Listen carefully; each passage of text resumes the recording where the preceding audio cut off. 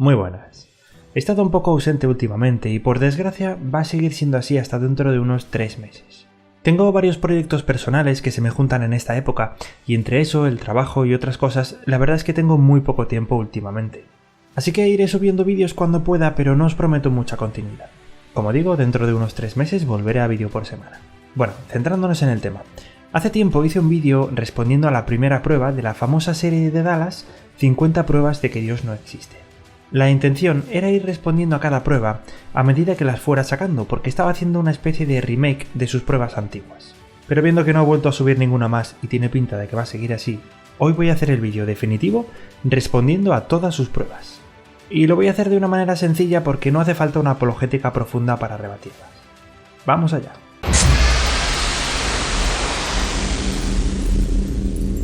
Intenta rezar.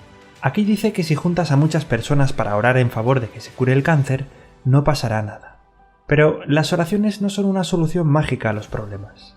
Primera de Juan 5:14 dice dos cosas muy interesantes con respecto a las oraciones.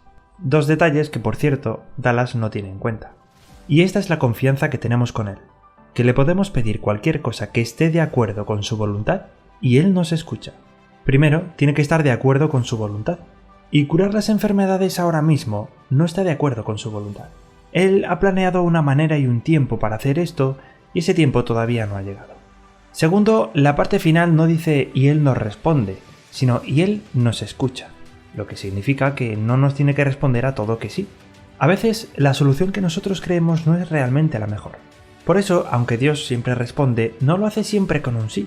Su respuesta puede ser un sí, un no o un todavía no.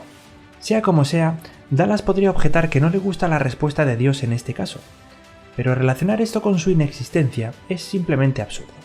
Otra cosa que dice en el vídeo es que Dios debería hablar claramente. Tienes que amar a tu prójimo. Dios odia a cualquiera que ama la violencia. Los fornicadores no heredarán el reino de Dios. No se mientan unos a otros. Hay más felicidad en dar que en recibir. ¿Os parece que no es claro? También dice que debería decir exactamente lo que quiere decir. Pero usar metáforas en algunas ocasiones no significa no hablar claramente. Los recursos literarios, como las metáforas, ayudan a la comprensión de una enseñanza. Por último, dice que debería hablar con la verdad. Aquí está acusando a Dios de ser un mentiroso, pero no lo está demostrando de ninguna manera. Segunda prueba. Analiza estadísticamente la oración. En esta prueba dice que las oraciones no son respondidas y que las pocas que parecen ser respondidas se explican con la simple casualidad. Hay una cosa que es cierta. Muchas personas atribuyen a Dios cosas que no hace. Dios hace muchas cosas buenas por nosotros, pero no es el responsable directo del 100% de las cosas buenas que nos pasan. Muchas cosas son simplemente el resultado de nuestras decisiones. Así que si ciertas personas no le atribuyeran todas las cosas como si las hubiera hecho Dios directamente, no tendríamos que lidiar con estos argumentos. Pero dejando eso a un lado, ¿cómo sabe Dallas que Dios no responde a las oraciones? Es imposible que lo sepa, y más si Dallas no ora. No puede saber que algo que no intenta no funciona. Además, hay cientos de millones de personas que creen que sus oraciones sí son respondidas. Como decíamos antes, Dios no está obligado a responder a todo que sí.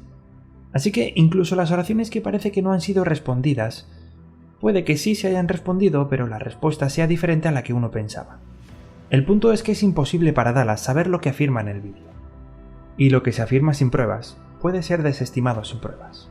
3. Observa a los dioses. Aquí dice que muchos dioses tienen características iguales que las de Jesús, como que son nacidos de una virgen, el 25 de diciembre, muertos, resucitados a los 3 días, etc. Tomemos el primer ejemplo que pone. Horus. Horus nació durante el mes Koyak, octubre-noviembre, y no el 25 de diciembre. Además, no hay mención en la Biblia de que esa sea realmente la fecha en la que nació Jesús. Horus no nació de una virgen, sino que su madre Isis concibió a Horus con Osiris. No hay registro de 3 reyes visitando a Horus en su nacimiento. Dicho sea de paso, la Biblia tampoco menciona el número de magos que fueron a visitar a Jesús. Tampoco hay registros de que Horus hubiera sido un niño prodigio a la edad de 12 años. Horus no fue bautizado. Solo hay un registro de Horus que implique el agua y no tiene nada que ver con un bautismo. No hay relatos de Horus siendo traicionado por un amigo. Tampoco murió por crucifixión. Aunque hay varios relatos de su muerte, ninguno implica una crucifixión. Tampoco hay relatos de que Horus fuera sepultado durante 3 días. En segundo lugar, aunque estos dioses mitológicos son anteriores a Jesús, no lo son los escritos que nos han llegado. La mayoría de ellos datan de los siglos 3 o 4 después de Cristo, cuando el cristianismo estaba en plena expansión. Entonces, estos términos como resurrección, crucificado, virgen, discípulos, bautismo, milagros, estaban muy al día en aquella época. Los escritores que registraron los detalles de estos dioses mitológicos fácilmente podrían haber usado estos términos influenciado por el cristianismo, de tal manera que describieran hechos de ellos no muy parecidos a los de Jesús, pero sí con las mismas palabras, con lo cual parecería que la semejanza es mayor. Pongamos como ejemplo lo que se dice de que Osiris resucitó. Bueno, visto así se parece a Jesús. Pero si nos fijamos en los detalles, vemos que Osiris fue asesinado por su hermano y lo cortó en 14 pedazos que los esparció por Egipto.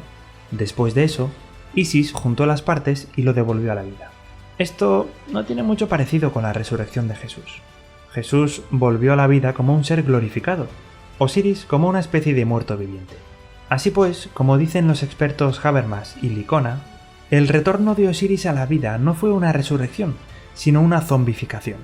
Si usamos zombificación no tiene mucha similitud con Jesús, pero si usamos resurrección sí. Como veis, lo que nos lleva a las similitudes no son los hechos en sí de estas deidades, sino los términos comunes en el cristianismo que se usan para describirlos. En resumen, hay muchos menos paralelismos entre Jesús y las otras deidades mitológicas, muchos menos de los que menciona Dallas. Y estos paralelismos se encuentran en escritos tardíos, después de la propagación del cristianismo. Sin duda, esto influyó en el lenguaje que usaron para describir a las deidades mitológicas. La siguiente prueba, por llamarlo de alguna manera, es literalmente una tontería. Dice que Dios no existe porque la ciencia cura las enfermedades y no Dios. Si alguien le ve sentido a esto, que me lo explique en los comentarios. Ciertamente, Dios no cura las enfermedades ahora, aunque lo haya hecho en el tiempo de Jesús o prometa hacerlo en el futuro. Así que un cristiano que lea la Biblia no debería decir que si se cura de una enfermedad ha sido gracias a Dios. Y lo peor es que hace una contraposición entre la creencia en Dios y la ciencia, insinuando que si fuera por los creyentes, la raza humana sería unos trogloditas que no avanzarían científicamente.